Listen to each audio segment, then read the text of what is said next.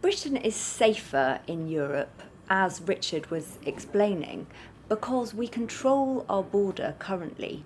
That border is at Calais. Because we have our border force there in Calais, we can check passports of people coming in.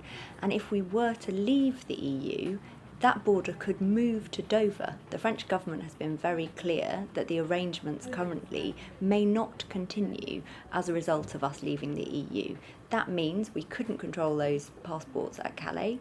That then moves to Dover, and we're less able to protect ourselves. Currently, within the EU, we benefit from sharing intelligence and security data with the rest of Europe.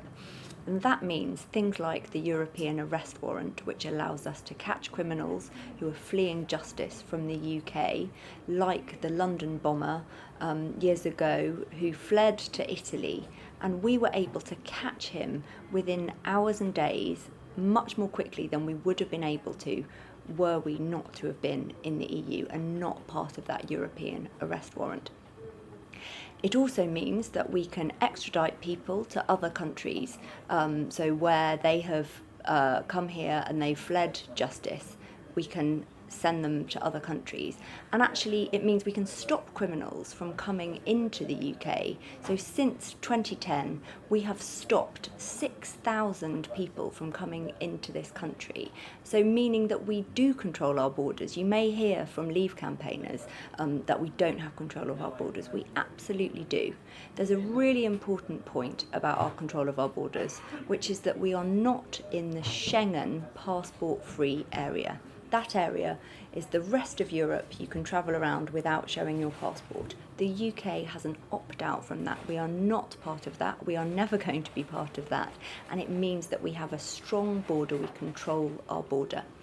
Lastly, when it comes to security and intelligence sharing, all of the experts agree, whether it's the former heads of MI5 and MI6, like Sir John Sawyer and Jonathan Evans, who have run our security services until very, very recently.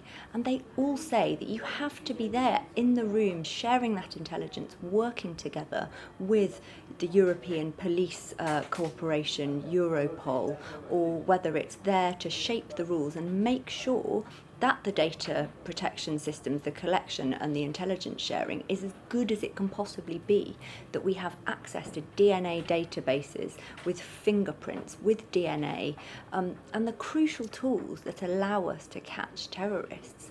And leaving would leave us weaker because we would not have access to all of these crucial tools.